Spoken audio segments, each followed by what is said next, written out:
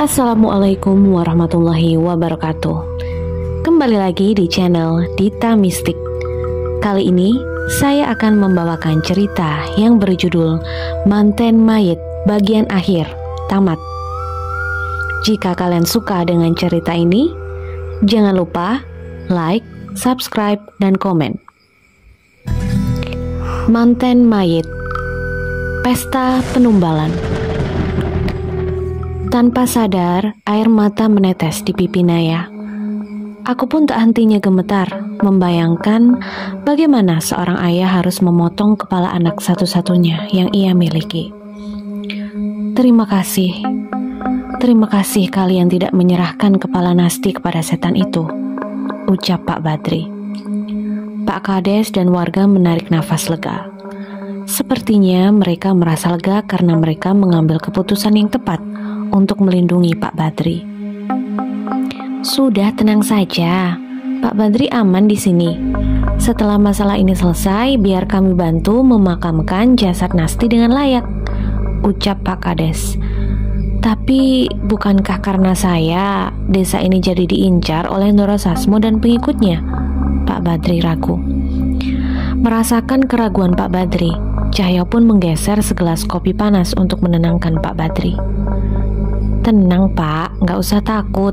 Membunuh keluarga dan orang-orang yang berhubungan darah sama Pak Badri saja, dia harus pakai tumbal dan bantuan dari sesembahannya.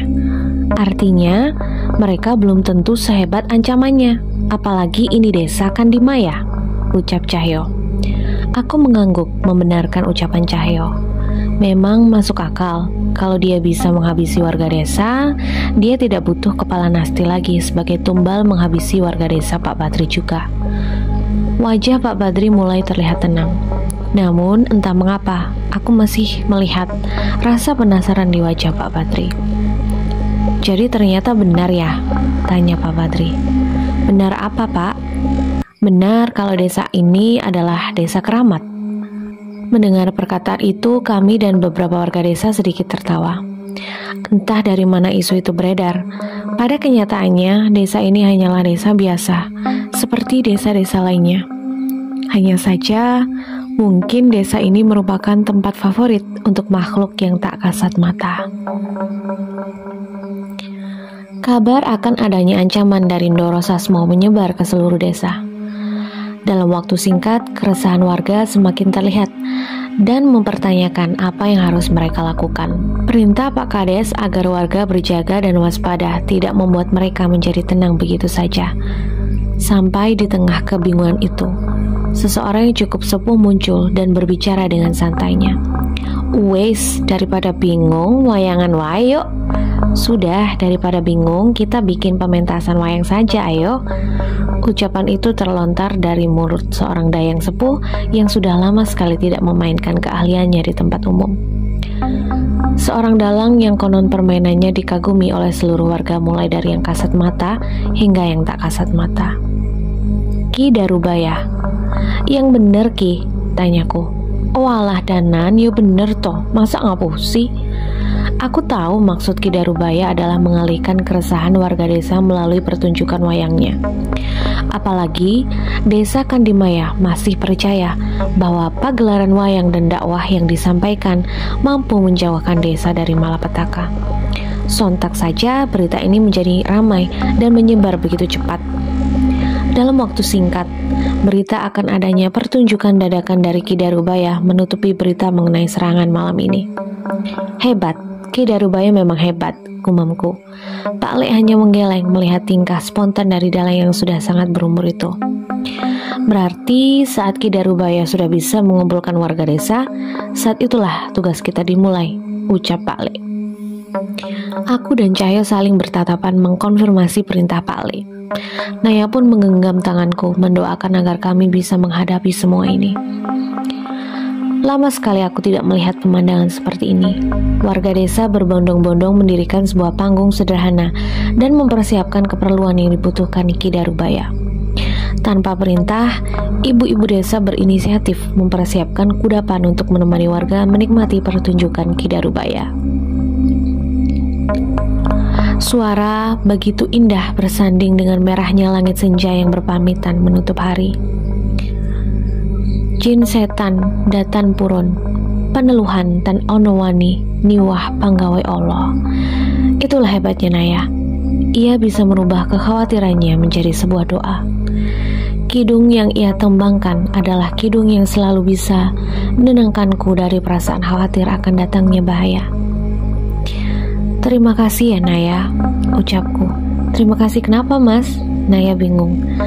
Enggak apa-apa, balasku sembari tersenyum dan mencium keningnya untuk berpamitan.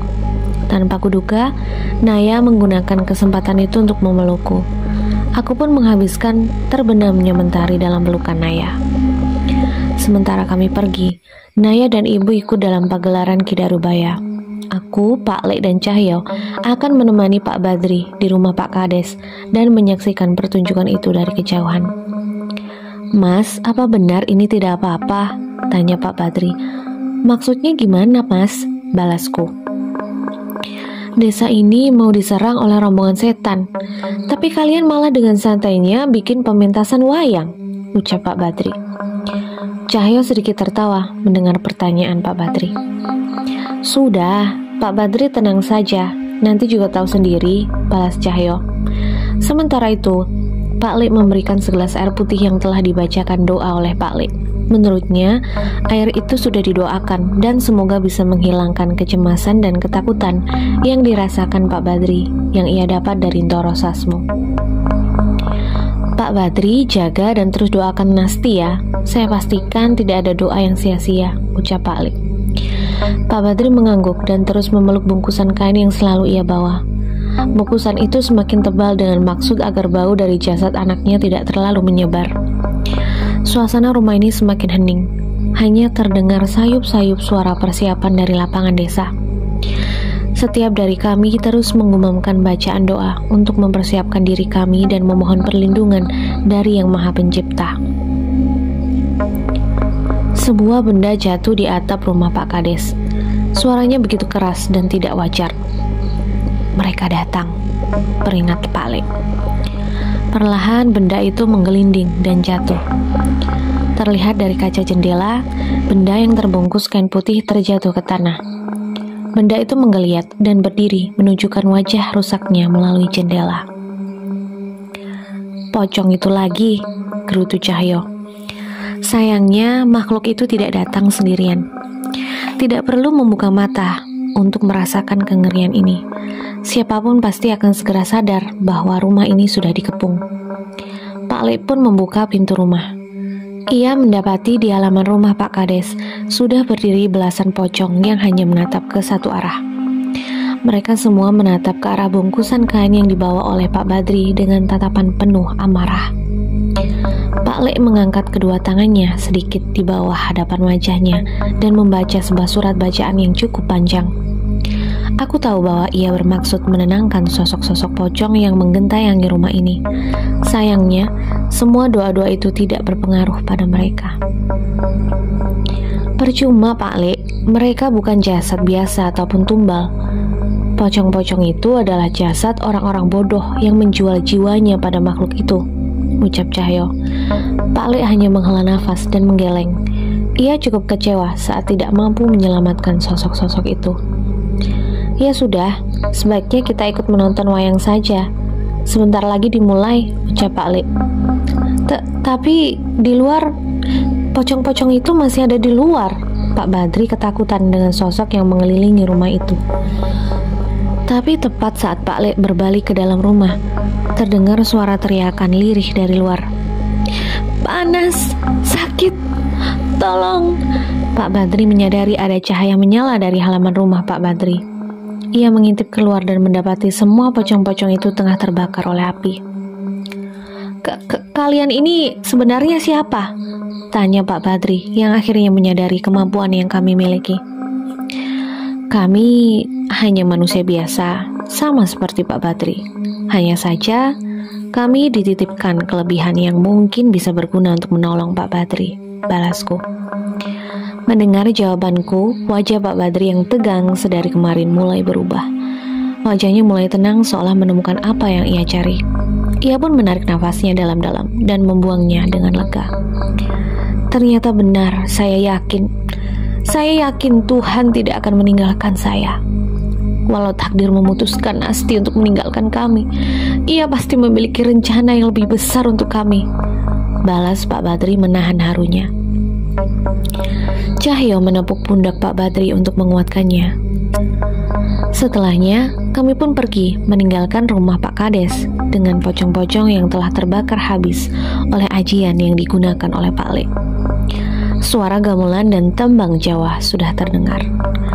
Aku yakin suara merdu yang terdengar dari panggung adalah suara ibu. Naya menyambut kami saat sampai di lapangan. Naya, titip Pak Badri ya, ucapku. Iya mas, hati-hati. Jangan memaksakan diri, balas Naya. Aku mengangguk sembari menitipkan Pak Badri pada Naya. Cuma Danan doang nih yang disuruh hati-hati, biar aku sama Pak Le yang mempertaruhkan jiwa dan raga. Aku pun melirik ke arah Cahyo merespon ucapannya. Bibirmu itu loh, udah mirip kayak ceret mendidih, balasku.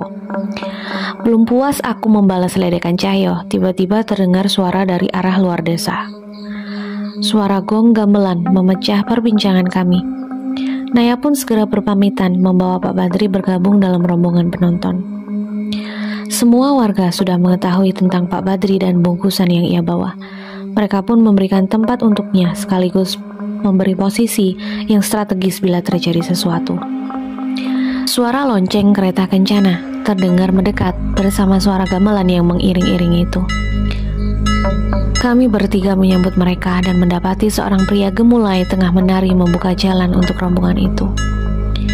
Kali ini kereta kencana itu tidak kosong. Ada sepasang pengantin di atas kereta itu. Mereka adalah sosok yang dipanggil dengan nama Doro Sasmo dan sosok pengantin perempuan tanpa kepala yang kini kami tahu bahwa itu adalah Nasti. Aku sama sekali tidak berharap ada warga desa yang melihat pemandangan ini. Bagaimana tidak? Siapa tidak berkidik ngeri melihat rombongan pengantin dengan mempelai tanpa kepala yang diantar oleh iring-iringan pocong dan pemain karawitan dengan wajah yang berlumuran darah.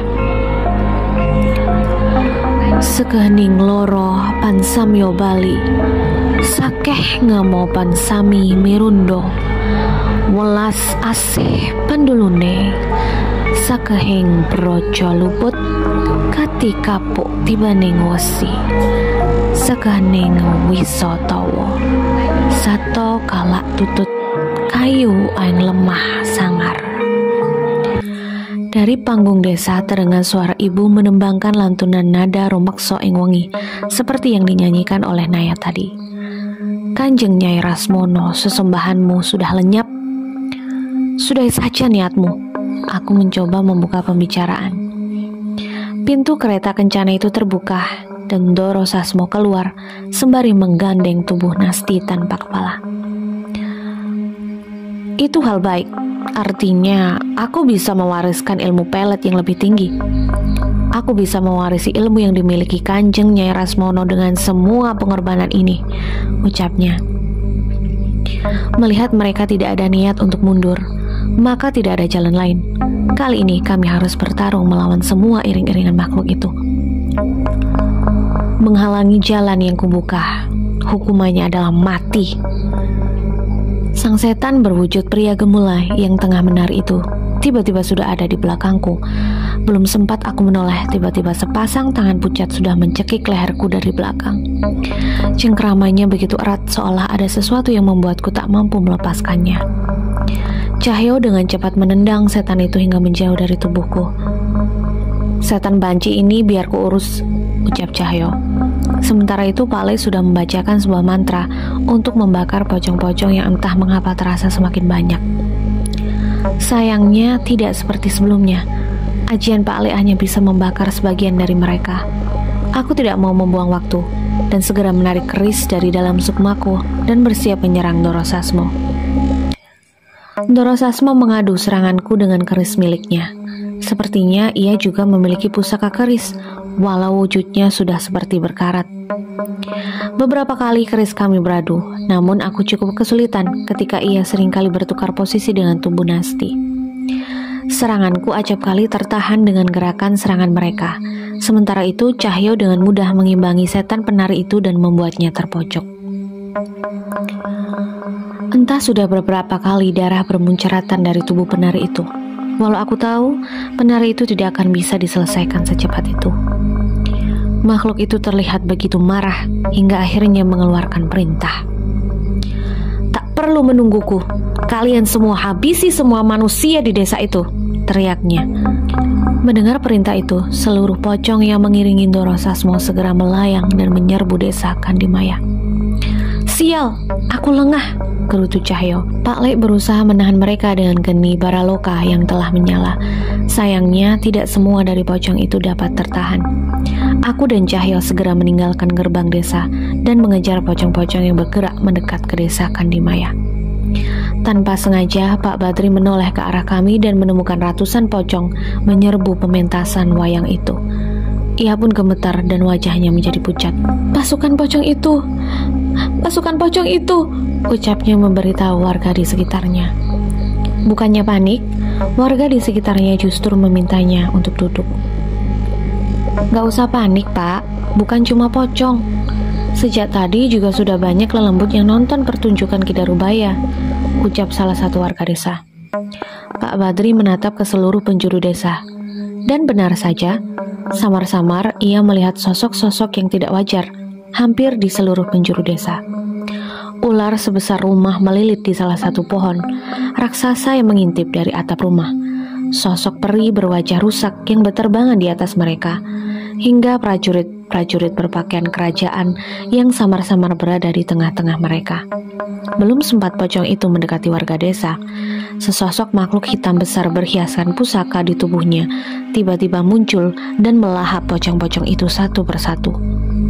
Ular-ular yang sedari tadi melilit di pohon juga akhirnya meninggalkan tempatnya dan melumat pocong-pocong yang mendekat.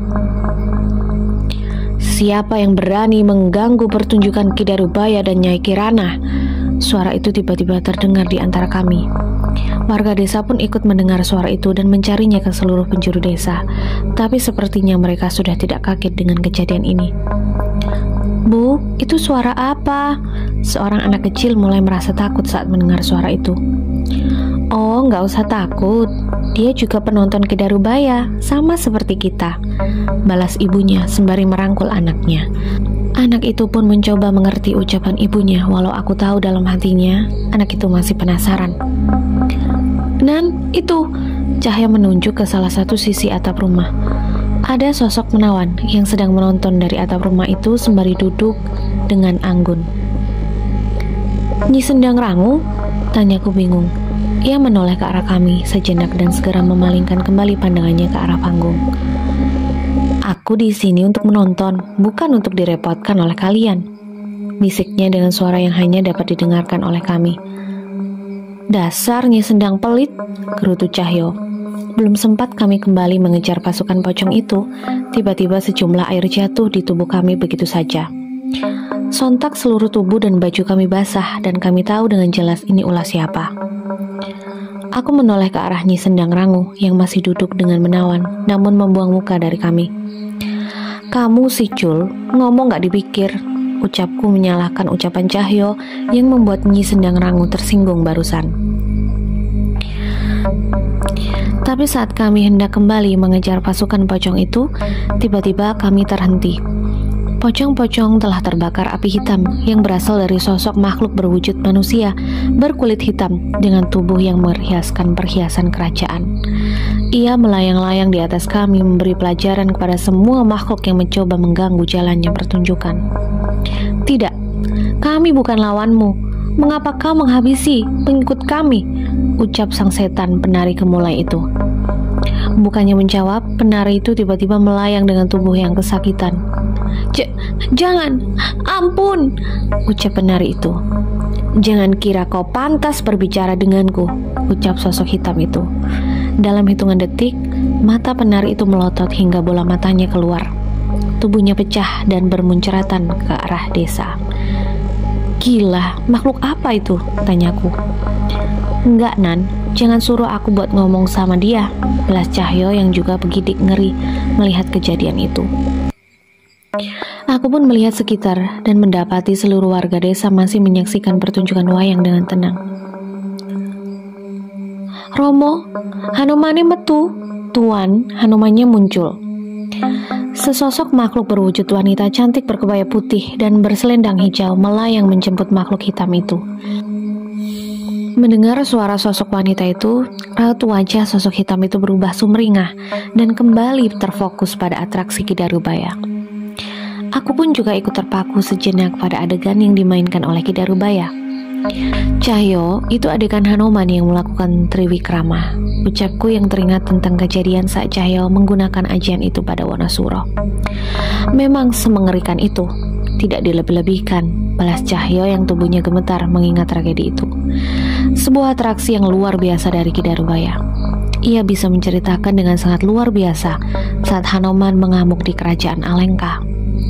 Kalau kalian tidak cepat-cepat menyelesaikan setan itu, kalian akan ketinggalan pertunjukan Kidarubaya, ucap Nyi Sendang Rangu yang seolah memerintahkan kami. Iya, Nyi Sendang Bawel, balasku yang kali ini sedikit sengit dengan kelakuannya. Sekali lagi guyuran air jatuh ke tubuh kami, namun aku berhasil menghindar dengan cepat. Tapi tidak dengan Cahyo. Ia kembali basah kuyup dan meratapi sarungnya yang ia yakin tidak akan kering dalam waktu semalam. Kami pun mendapati Pak Lek masih bergulat beradu keris dengan Ndoro Sasmo. Hanya saja, kali ini tubuh Nasti tidak berkutik saat api geni Baraloka menyala di sekeliling Pak Lek. Pak Lek, murnikan saja tubuh Nasti. Setan itu biar kami yang urus, ucapku.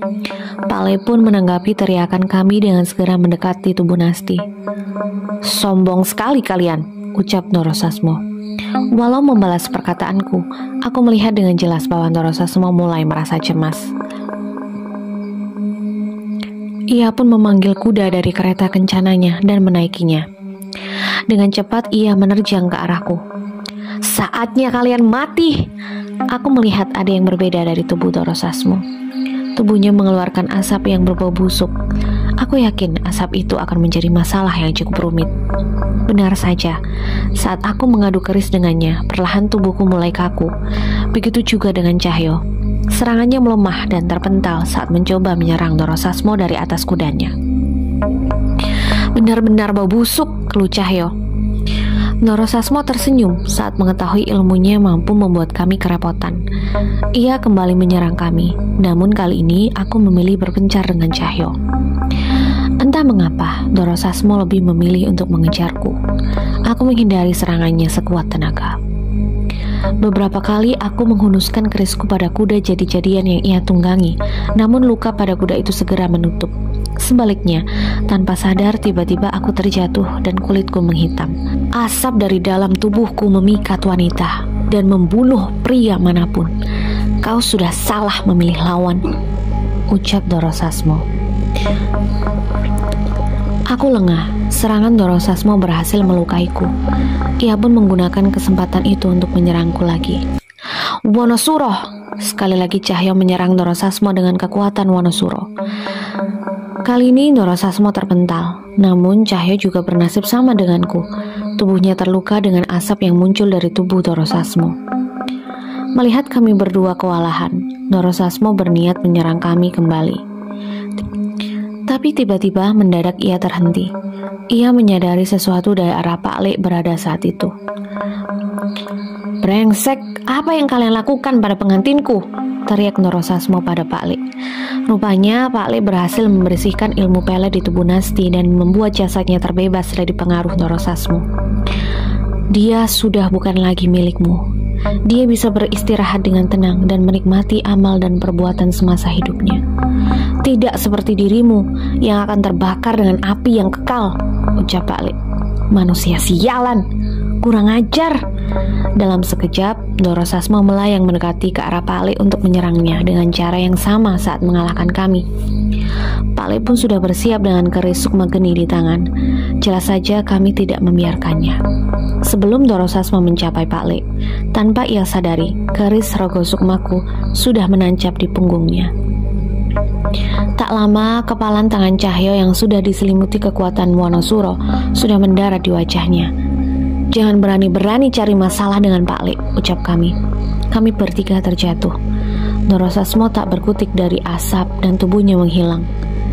Mulutnya mengeluarkan cairan hitam dengan tubuh yang terus mengejang. "Sial, tidak, aku tidak mau mati," ucapnya menolak keadaan itu. Namun terlambat, kerisku sudah menusuk jantungnya. Serangan cahaya sudah mematahkan lehernya. Ia hanya bisa mengumpat dan menerima hukuman dari Yang Maha Pencipta setelah kematiannya.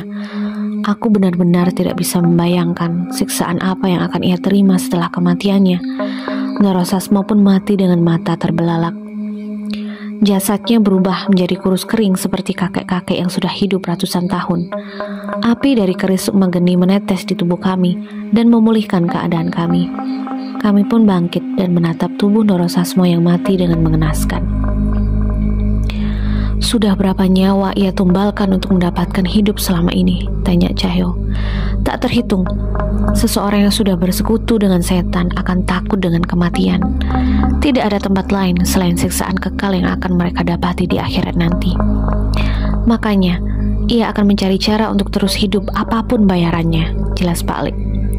"Padahal mereka tetap tidak akan bisa menghindari panasnya api neraka selain dengan pertobatan," ucapku. Pak Lik pun membakar tubuh Norosasmo sementara kami membawa jasad Nasti ke teras rumah Pak Kades dan mengamankannya. Setelahnya kami berniat memberitahu Pak Badri bahwa jasad Nasti sudah dapat dikuburkan dengan layak bersama dengan kepala yang masih diurus dan dibawa olehnya. Namun tujuan kami berubah. Saat sampai di panggung, kami kembali terkesima dengan penampilan Ki Darubaya. Belum lagi suara tembang yang dilantunkan ibu berhasil menghipnotis seluruh warga yang menonton. Tamat.